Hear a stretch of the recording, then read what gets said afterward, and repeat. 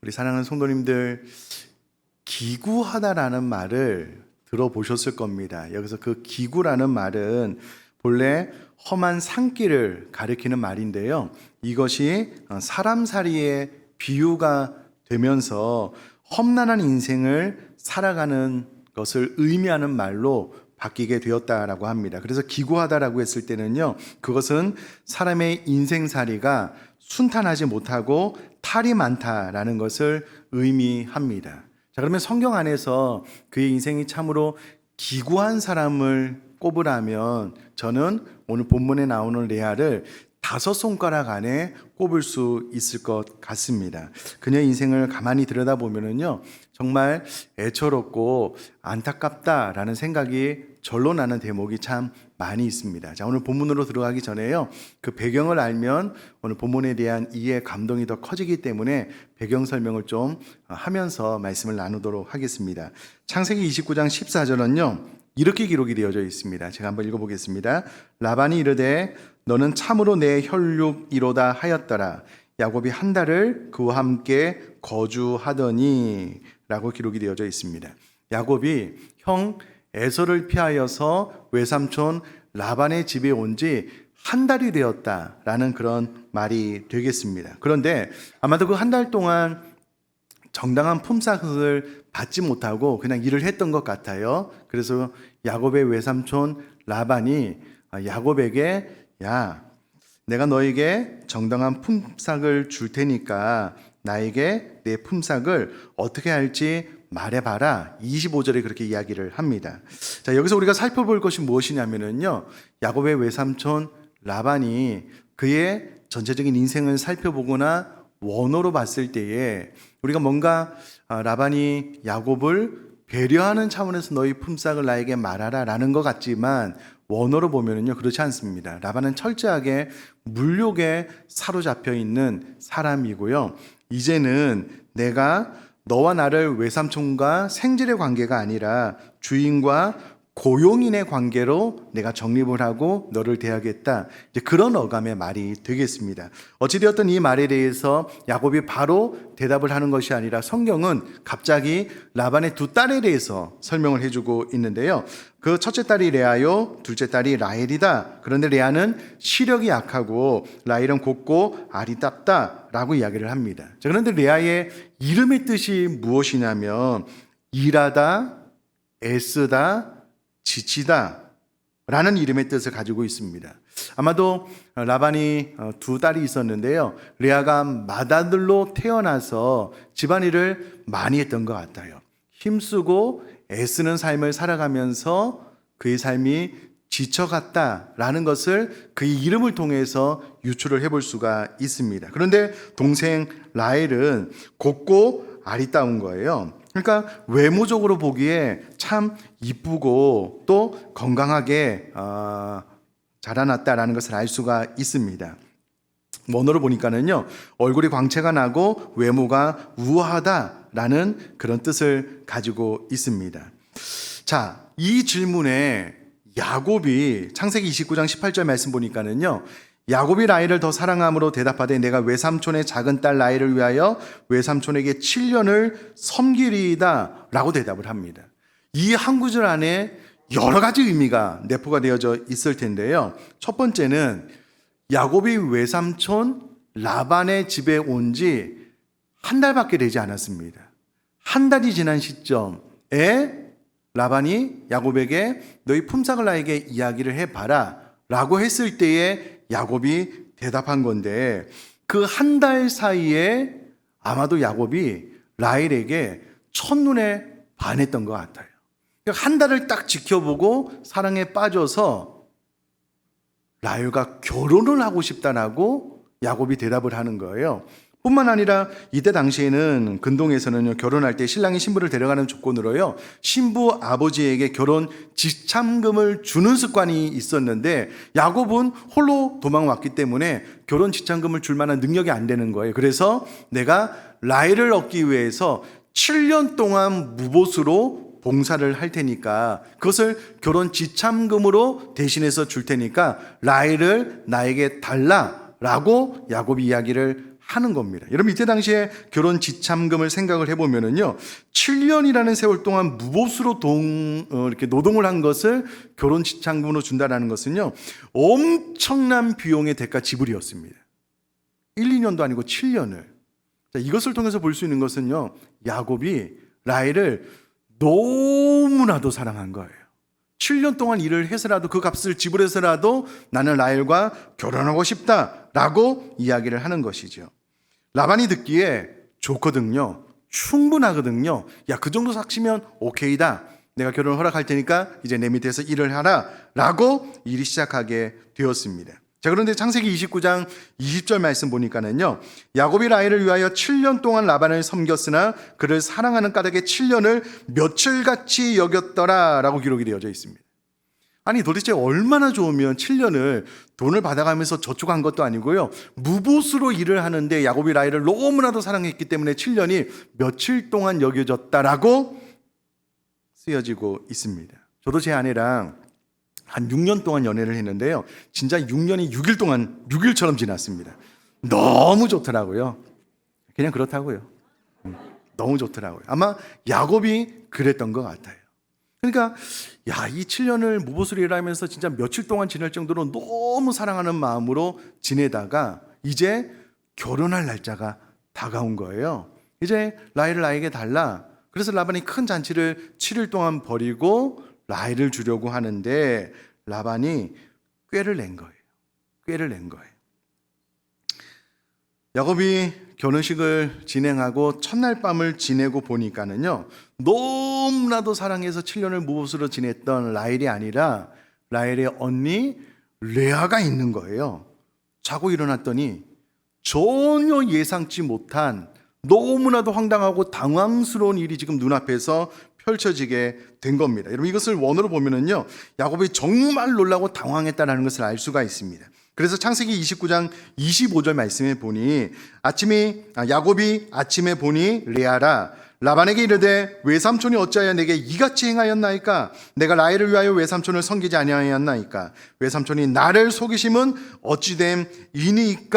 라고 당장 외삼촌 라반에게 쫓아가서 야곱이 따지고 있습니다.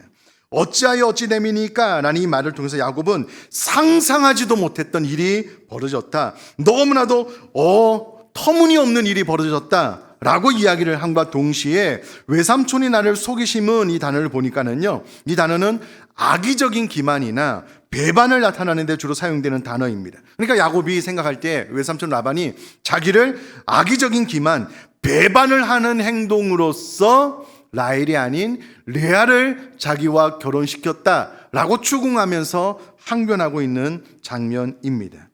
이 부분에 대해서 창세기 29장 26절 말씀 보니까는요, 라반이 이르되 언니보다 아우를 먼저 주는 것은 우리 지방에서 하지 아니하는 바이다 라고 이야기를 하면서 이제는 라헬을 위해서 7년 동안 결혼잔치에 잘 참여를 하고 내가 라헬을 줄 테니까 7년 동안 라헬을 위해서 또 일을 해라 라고 요구를 합니다.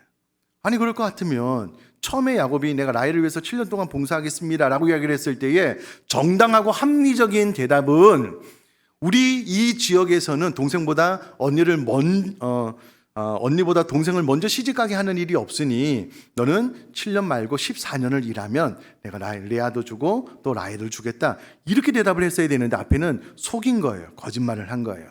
그러고 있다가 생각지도 않게 레아를 먼저 주게 된 겁니다. 여러분 야곱의 입장에서 보면 충분히 이해가 되죠. 여러분 7년을 라헬을 얻기 위해서 무보수로 일할 만큼 열렬히 사랑을 했거든요. 근데 첫날밤을 보내고 나서 라헬의 언니 레아가 있으니 기가 막힌 일이잖아요. 이해가 안 되는 상황이잖아요. 그래서 야곱이 정당하게 항의했다라고 생각을 합니다. 자, 그런데 이것을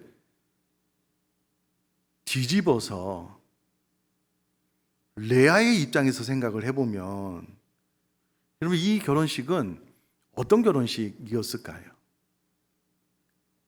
레아는 맏아들로서 정말 그 힘에 지나도록 열심히 일을 했습니다.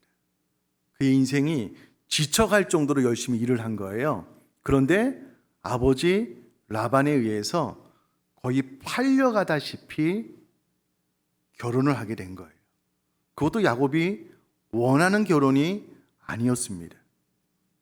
결혼식 첫날 밤을 지내고 나서 자신의 눈앞에서 분노하고 있는 남편 야곱을 레아가 보고 있는 거예요. 당장 그의 아버지에게 쫓아가서 이것은 나를 기만하는, 속이는, 배반하는 사기 결혼 아닙니까? 라고 항변하고 있는 거예요. 그것을 옆에서 레아가 보고 있는 거예요. 보고 있는 거예요. 무엇보다도 7년이라는 시간 동안 야곱이 라헬을, 자신의 동생 라헬을 얼마나 사랑했는지 레아도 잘 알고 있을 거잖아요. 원하지 않는 결혼을 하게 된 거예요. 그럼 여러분, 내가 레아다라고 한번 생각을 해보셔요. 내가 우리 집안을 위해서, 아버지를 위해서 열심히 일해서 내 인생이 지쳐갈 정도로 최선을 다했는데 아버지는 나를 그냥 거의 팔아넘기다시피 야곱에게 떠넘기고, 결혼식이 끝났는데 첫날 밤을 지내고 났는데 내 남편은 사기 결혼이라고 항변하고 있고, 일어나지 말아야 될 일이 지금 내 눈앞에서 일어났다라고 항변하고 있는데 본인이 그 당사자인 거예요. 자기 때문에 이런 일이 지금 발생을 한 겁니다. 레아 입장에서 보면 결혼식 첫날부터 거의 재앙이 임한 거예요. 지옥의 삶이 시작이 된 겁니다. 이것은 어찌할 수 없는 일이니까 일단 이렇게 레아의 결혼 생활이 시작이 됐어요. 근데 여러분, 뻔하잖아요. 야곱이 레아를 사랑하는 것이 아니고 라헬을 사랑하는 것이 뻔하잖아요. 결혼을 하기는 했는데 레아가 남편에게 사랑을 받지 못해요. 그런 시간을 보내고 있는 겁니다.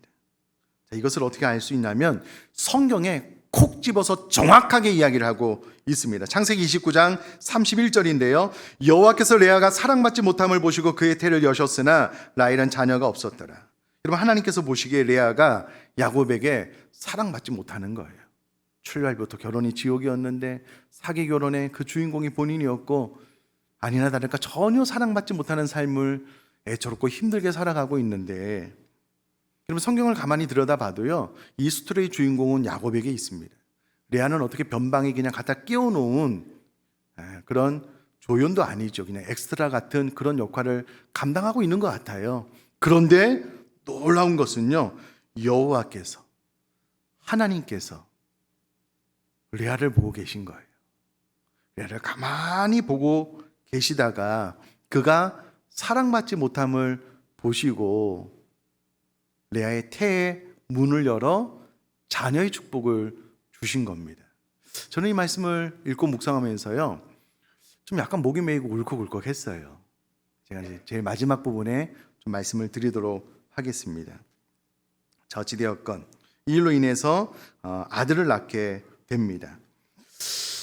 여러분, 아들을 낳고 난 다음에 레아가 첫 아들의 이름을 루벤이다라고 지었습니다. 루벤 이름의 뜻은 보라 아들이도다 라는 뜻입니다. 보라 아들이다. 루벤 부를 때마다 보라 아들이다.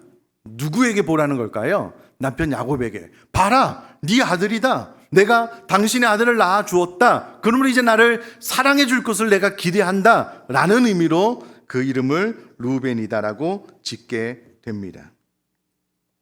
근데 여러분, 아들을 낳고 레아가 야곱의 사랑을 받았는가? 그렇지 않습니다. 아니, 남편의 아들을 낳아줬음에도 불구하고 여전히 야곱은 레아를 사랑해 주지 않는 거예요. 그럼 이것이 그대로 또 성경에 기록이 되어져 있습니다. 창세기 29장 33절 말씀 보니까는요, 그가 다시 임신하여 아들을 낳고 이르되 여호와께서 내가 사랑받지 못함을 들으셨으므로 내게 이 아들도 주셨도다 하고 그 이름을 시몬이라 하였으며. 그럼 레아가 스스로 느끼기에 내가 사랑받지 못함을 하나님께서 들으셨다라고 합니다. 왜냐하면 본인이 사랑받지 못하기 때문에 하나님 앞에 기도했거든요. 하나님께서 이 모든 것을 보시고 들으셔서 나에게 둘째 아들을 허락해 주셨다라고 고백을 합니다. 참 안타깝죠. 그런데 또 창세기 29장 35절 말씀 제가 읽어보면요, 그가 또 임신하여 아들을 낳고 이르되 내가 이제는 여호와를 찬송하리로다 하고 이로 말미암아 그가 그의 이름을 유다라 하였고 그의 출산이 멈추었더라. 셋째 아들 레위, 넷째 아들 유다까지 얻게 되었거든요. 그리고 난 다음에 이제는 내가 여호와를 찬송하리로다라고 고백을 하고 있습니다. 성도님, 저를 한번 봐주시면은요, 이게 이런 이야기입니다. 레아가 있는데 남편 야곱에게 사랑을 받지 못해요. 그 인생이 참 힘들고 어려운 시간을 보내고 있는데 참 감사하게도 하나님께서 레아에게 임하시고 레아를 가만히 주목하고 보시다가 첫째, 둘째, 셋째, 넷째 아들까지 주셔요. 이 과정 가운데 하나님께서 나의 기도를 들으셨다, 하나님께서 나를 위로해 주신다라고 하시면서, 그러나 레아는 계속해서 남편에게 사랑을 갈구해요. 보라, 당신의 아들이다, 이제는 당신 나를 사랑해야 되는 것 아니냐, 계속해서 사랑을 갈구하지만 야곱에게 충분한 사랑이 부어지지 않아요. 놀라운 것은 이런 레아에게 하나님의 사랑이 계속 부어지는 거예요. 그러다가 넷째 아들을 낳고 난 다음에 비로소 레아가, 여러분, 이제는 여호와를 찬송하리로다 라고 고백을 하는 거예요. 물론 그가 남편의 사랑을 계속해서 갈구하기는 하지만 그것과 상관없이 이제는 내가 여호와를 찬송하는 인생이 되겠다 라고 선포하면서 내가 이제는 여호와를 찬송하리로다 라고 고백을 하고 있는 겁니다. 사랑하는 성도님들, 내가 만약에 레아다라고 생각을 하면은요, 레아가 결혼을 지옥과도 같은 결혼 생활을 출발하고 난 다음에 전혀 남편의 사랑을 받지 못하는 그런 결혼 생활이 계속 지속되는 거예요. 전혀 개선되지 않습니다. 전혀 나아지지 않아요. 그런데 계속해서 하나님의 은혜와 사랑이 부어지니까 레아가 이제는 내가 하나님을 찬송하겠습니다, 내가 하나님 앞에 영광 올려드리는 찬양으로 하나님 이름에 합당한 영광을 올려드리는 삶을 살겠습니다라고 그의 삶이 바뀌게 돼요. 자, 그러면 그가 남편에게 사랑을 받는 삶으로 바뀌었기 때문에 내가 하나님을 찬송하겠습니다, 찬양하는 삶을 살겠습니다, 이런 고백이었을까요? 아니라는 거예요. 그의 삶은 여전히 지치고 힘들고 어려운 삶의 연속이었습니다. 그러나 위로부터 부어지는 하나님의 은혜 때문에 이제는 내가 하나님을 찬송하겠습니다 라고 고백을 하고 있다라는 거예요. 그리고 나서 오늘 본문으로 들어와 보면, 여러분, 앞서 읽은 구절에는 그의 출산이 멈추었다라고 기록이 되어져 있는데요, 30장 17절 말씀 제가 한번 더 읽어보겠습니다. 하나님이 레아의 소원을 들으셨으므로 그가 임신하여 다섯째 아들을 야곱에게 낳은지라. 그러면 레아의 소원을 들으셨다라는 말은 레아가 간절히 하나님 앞에 기도했다는 거예요. 그래서 출산이 멈춰지게 되었는데 하나님께서 레아의 기도를 들으셔서, 소원을 들으셔서 또 응답을 해주셔요. 그래서 다섯째 아들을 낳고요, 18절 19절까지 제가 읽어보면요, 레아가 이르되 내가 내 시녀를 내 남편에게 주었으므로 하나님이 내게 그 값을 주셨다 하고 그의 이름을 이삭아리라 하였으며, 레아가 다시 임신하여 여섯째 아들을 야곱에게 낳은지라. 여러분, 두 번 연속해서 출생을 했다라는 것은 두 번 연속해서 하나님의 은혜가 부어졌다라는 말이잖아요. 그러니까 이미 레아가 참 내 생애 가운데 놀라운 하나님의 은혜가 부어지고 있다. 내가 내 남편에게는 충분한 사랑을 받지 못하지만, 내 인생이 늘 힘쓰고 애써 지치는 삶이지만, 그러나 하나님께서는 내 인생을 돌아보시고 충분한 은혜와 사랑을 주셨다라고 고백을 하시면서 20절에 이렇게 고백을 하는 거예요. 레아가 이르되 하나님이 내게 후한 선물을 주시도다. 내가 남편에게 여섯 아들을 낳았으니 이제는 그가 나와 함께 살리라 하고 그의 이름을 스불론이라 하였으며. 여러분 보셔요. 이제는 그가 나와 함께 살리라. 여전히 기대감이 있어요. 그러나 여전히 야곱은 레아에게 충분한 사랑을 주지 않았습니다. 그러나 그럼에도 불구하고 레아는 그의 인생을 돌아볼 때요, 이렇게 고백을 하는 거예요. 하나님이 내게 후한 선물을 주시도다. 여러분, 여기서 후한 선물에서 후한은요, 토부가 사용되었는데 선하다, 충실하다라는 의미와 더불어서요, 기쁘다, 형통하다라는 의미를 가지고 있습니다. 그러므로 후한 선물이라는 것은요, 하나님 편에서는 선하고 충실하고 온전한 선물을 레아에게 주었다라는 의미와 동시에 레아의 입장에서는 그 하나님의 선물로 인하여 내가 기쁘고 형통하고 넉넉하다라는 그런 의미를 가지고 있습니다. 한글 성경에는 이것을 후한 선물로 번역이 되었는데요, 넉넉하다라는 그런 의미가 있는 겁니다. 그러니까 레아가 그의 인생을 가만히 돌아보면은요, 결혼의 출발부터 너무 고달프게 출발을 했어요. 힘들었습니다. 그런데 여섯째 아들까지 낳고 나서 보니까, 그 인생을 돌아보니까 하나님께서 나에게 부족하지 않은 넉넉한 후한 선물을 나에게 주셨구나 라는 것을 깨닫고 하나님 앞에 감사하게 되는 장면이 오늘 본문의 내용입니다. 자, 여기까지 정리를 해보면요, 레아의 이름의 뜻은 일하다, 애쓰다, 지치다라고 말씀을 드렸습니다. 인생의 출발부터요, 정말 어렵고 힘들고 고달픈 삶이 레아에게 시작이 되었습니다. 결혼 전에도 너무 힘쓰고 애쓰고 수고했지만 그의 인생에 돌아오는 것은요, 지침, 괴로움, 고통뿐이었습니다. 그럼 결혼을 하면 좀 행복한 가정을 좀 꾸몄으면 좋겠는데 결혼은 더 지옥 같았거든요. 원하지 않는, 그의 남편이 사기 결혼이다라고 말하는, 그리고 그의 동생이 자신의 남편을 자신보다 더 많이 사랑하는 것을 옆에서 보고 있는 거예요. 늘 남편의 사랑을 갈구해도 남편은 자신을, 레아를 잘 돌아보지 않는 거예요. 힘들고 어려운 시간이 연속되고 있는데 참 신기하게도요, 온 천하 만물을 창조하신 하나님이 그 외롭고 쓸쓸한 시간을 보내고 있는 레아를 주목해서 보고 계신 거예요. 그러다가 어느 순간 레아의 태의 문을 여셔서 첫 아들을 주시고 둘째 아들을 주시고 그렇게 여섯째 아들까지 주심으로 인하여 참 고달프고 힘들고 지친 인생을 하나님의 은혜에 감사합니다라고 시작을 해서 이제 하나님을 찬양하는 인생으로 바꾸시더니 이제는 내 인생이 넉넉한 하나님의 은혜로 풍요롭습니다라고 고백하는 인생으로 하나님께서 이 레아를 바꿔주셨거든요.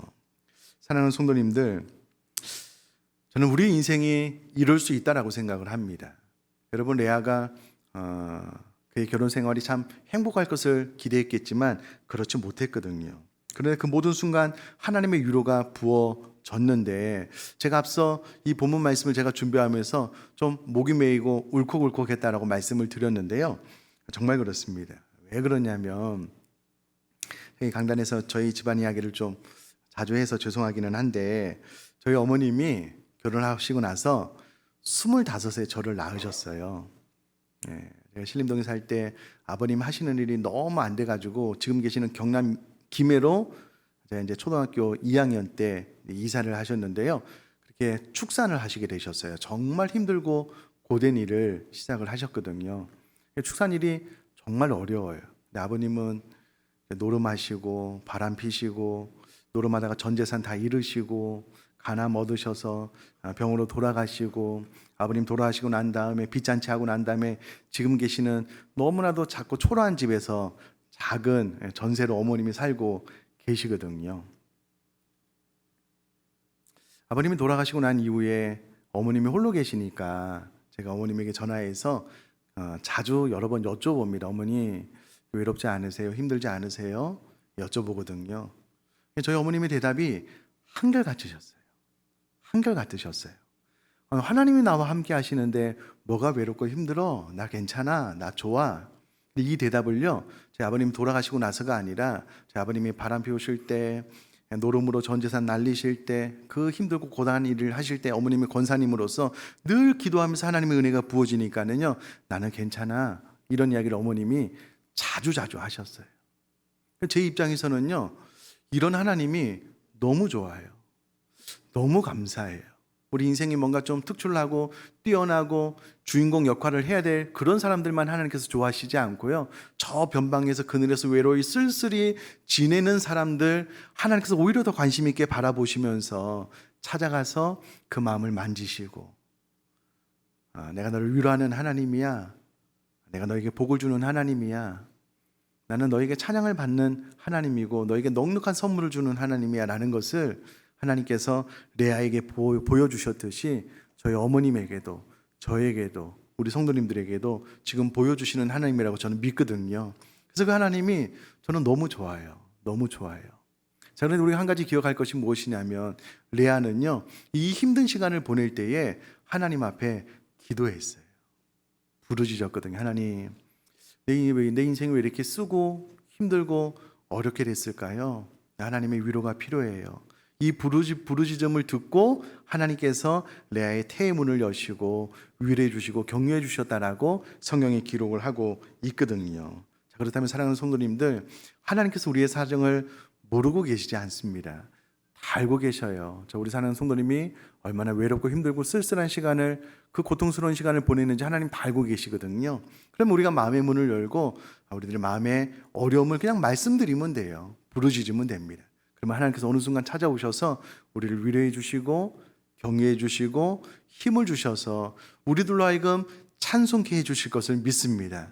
우리들로 하여금 어느 순간 하나님 나에게 넉넉하고 후한 선물을 주시는 하나님입니다라고 고백을 받으실 하나님이신 줄 믿습니다. 그럼 그런 인생이 되었으면 좋겠습니다. 다시 한번 말씀드리지만 어떻게 보면 레아의 인생은 전혀 바뀌지 않았습니다. 결혼할 때나 죽을 때나 남편에게 여전히 충분한 사랑을 받지 못했어요. 모든 환경은 잘 바뀌지 않았습니다. 그러나 놀라운 것은 하나님의 은혜는 시간이 지나면 지날수록 더 분명하고 정확하고 풍성하게 임함으로 말미암아 내가 이제 하나님으로 인하여 하나님께서 나에게 후한 선물을 주셔서 감사합니다라고 고백을 했다면 저버리 사랑하는 성도님도 고달프고 힘든 인생이 이제는 바뀌어서 하나님을 찬송하는 인생으로 하나님께서 내 인생 가운데 가장 후하고 넉넉한 선물을 주셨습니다라고 고백할 수 있는 인생으로 바뀌어질 수 있기를 제가 주님의 이름으로 축복합니다.